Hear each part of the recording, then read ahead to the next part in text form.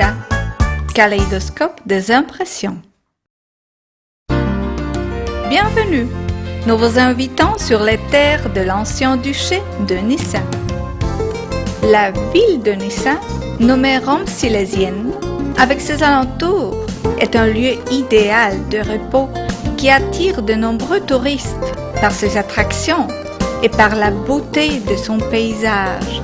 De splendides parcs de nature créent des conditions parfaites pour le loisir et le repos en contact direct avec la nature. De nombreux monuments attirent tous ceux qui aiment l'histoire, les enthousiastes de l'art militaire, les rechercheurs de légendes et des mythes et les aventuriers. C'est justement ici, sur les terres de l'ancien duché de l'évêque de Nissa, que nous avons la possibilité d'admirer un monument plein de majesté et de légèreté en même temps, l'église de Saint-Jacques et Sainte-Agnès, nommée par les habitants la cathédrale de Nissa. Ce monument est célèbre surtout grâce à son toit, qui est le plus ardu de toutes les églises de l'Europe. L'intérieur de l'église est décoré par de sculptures splendides et de nombreux vitraux. Les 27 colonnes divisent la surface de cet édifice magnifique en formant deux bas-côtés. Jadis, une des personnes fortement impressionnées par l'intérieur extraordinaire de cette église, c'était le roi de la Pologne, Władysław IV Wasa. Aujourd'hui, ce sont des groupes de nombreux touristes de toute l'Europe qui viennent l'admirer. Tout près de la cathédrale, il y a une tour du clocher à 4 étages, impressionnante, pleine de mystères. À l'intérieur, on expose les œuvres de l'art sacral dans une collection nommée le Trésor de Saint-Jacques.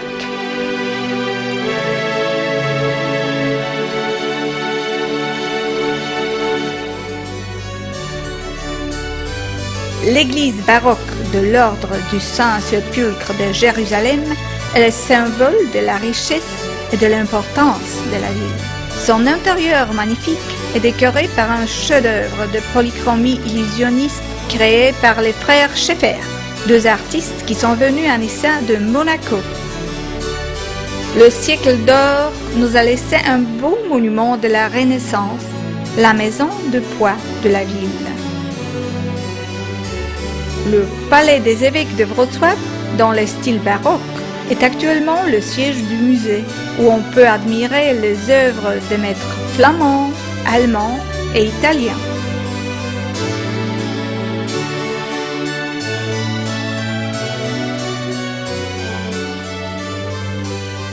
Dans le bâtiment de l'ancien collège des Jésuites et actuellement du lycée nommé Carolinum, c'est le prochain roi de la Pologne, Michel Korybut-Wiśniowiecki, qui a pris son éducation. Une magnifique fontaine dans le style baroque, avec des sculptures du Triton et des dauphins sculptés en marbre de Silésie, ressemble à la fontaine célèbre de Giovanni Lorenzo Bernini, qui se trouve à Rome. L'ancien puits de ville en marbre, couvert par des grilles en fer, richement décorées, c'est un chef-d'œuvre de l'art décoratif.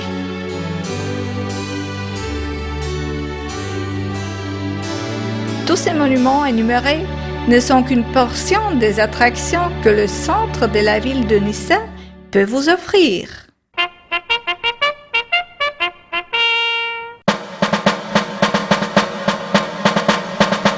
Une des plus intéressantes attractions de la ville de Nissa est le système de fortification qui entoure la ville. Le grand roi prussien, Frédéric II, en se rendant compte des valeurs stratégiques du placement de la ville, a pris la décision de réadapter les fortifications existantes déjà et de transformer la ville en forteresse. L'armée napoléonienne, pendant 114 jours, a siégé la ville, ce qui prouve que c'était l'exemple des fortifications imprenables, très modernes, des constructions qui se placent parmi les meilleures de ce type en Europe.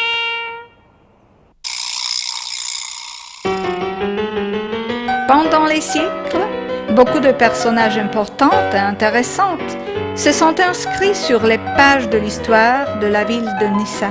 C'est ici que l'archiduc Charles d'Habsbourg et Charles Ferdinand s'amusaient et se reposaient. Dans la forteresse de Nissa, on a emprisonné le marquis de Lafayette, un des auteurs de la Déclaration des droits de l'homme et du citadin, ainsi que le prochain président de la République française, Charles de Gaulle. À Nissa a été né Conrad Bloch, un lauréat du prix Nobel dans le domaine de la médecine. C'est aussi à Nissa qu'un astronome excellent, celui qui a découvert les taches sur la surface du Soleil et qui était le constructeur du pantographe, Christoph Scheiner, vivait et développait ses talents. Quelqu'un qui s'arrête à Nissa doit absolument connaître aussi de très pittoresques alentours de cette ville. Une des attractions touristiques qu'il faut visiter dans cette région est une ville de Haute-Mourouf. Cette ville est située auprès de l'ancien trajet commercial important.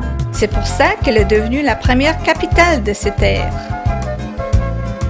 L'église de Saint-Nicolas et Saint-François. Une citadelle énorme qui règne sur la ville était jadis la résidence et le trésor des évêques de Wrocław.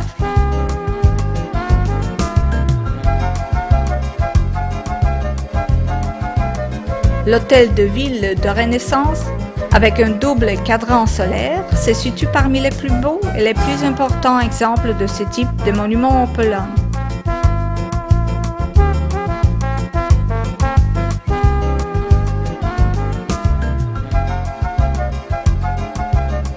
Paczków, nommé Carcassonne polonais, en charme par la richesse de son architecture.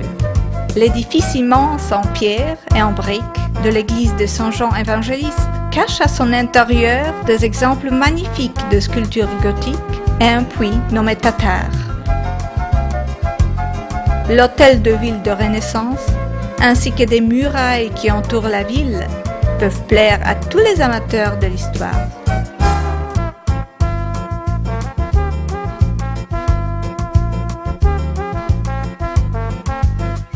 Ce qui mérite votre attention, c'est aussi une autre petite ville, Głuchołazy, qu'on appelle la perle de la terre de Opole. Un très beau parc, des sources thermales et les traces de la vie des anciens orpailleurs, dont le secret est gardé par le personnage de la légende qui s'appelait Liczyjepa, sont seulement l'exemple des attractions que ce lieu peut vous offrir.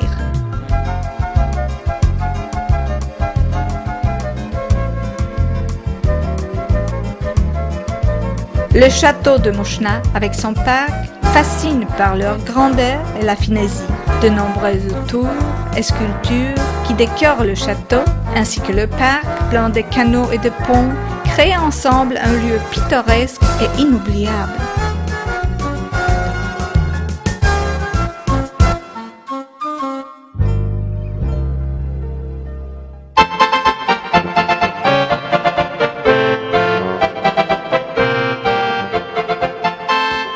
Les touristes qui viennent visiter les alentours de Nissa font souvent les escapades dans les montagnes tchèques de Jeseník et Šumperk, grâce à leur proximité. C'est un terrain idéal pour les skieurs et aussi pour les amateurs de randonnée. Ce qui mérite une visite touristique, c'est aussi une petite ville tchèque, Javorník, avec son beau château, l'ancienne résidence d'été des évêques de Wrocław, et avec un très beau parc. Une autre petite ville tchèque intéressante, c'est Rejvíc, appelée la perle des montagnes de Jesenice, connue grâce à son climat favorable et ses lacs tourbeux. De beaux paysages, de nombreux châteaux, des grottes et des sources thermales sont des grandes attractions de ce terrain pittoresque.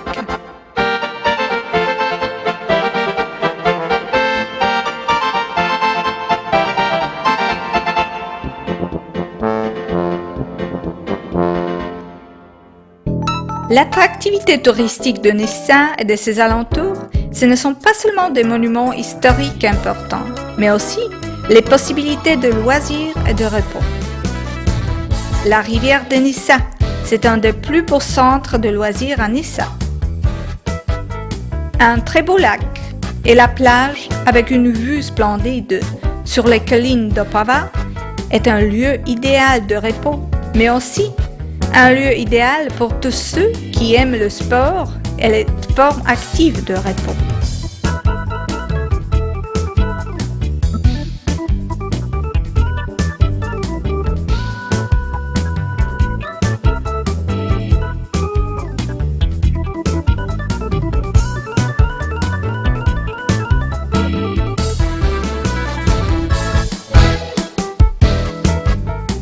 Le centre vous offre beaucoup d'attractions, le volleyball de plage, le tennis et aussi des possibilités de faire des randonnées en vélo ou à cheval.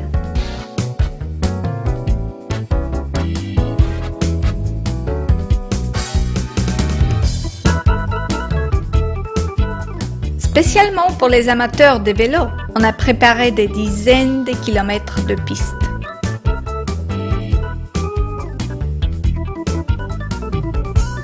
Grâce aux soins du milieu naturel, on propose des conditions idéales pour la pêche et la chasse.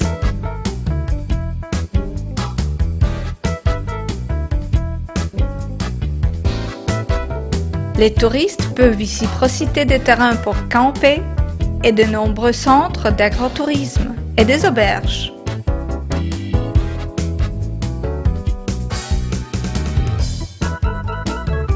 Nissa et ses environs paraissent un vrai paradis à tous ceux qui aiment le tourisme en pleine nature.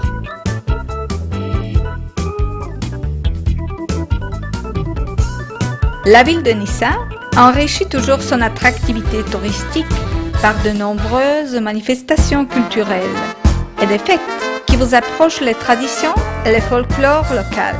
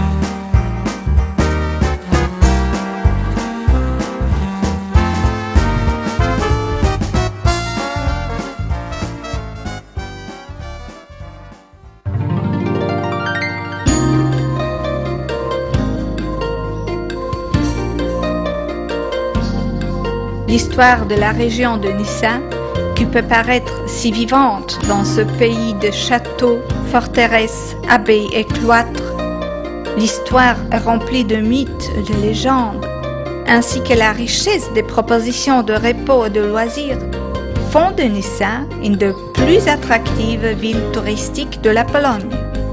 La beauté du paysage, le patrimoine culturel et la complexité du programme touristique sont des causes qui puissent vous attirer et vous plaire.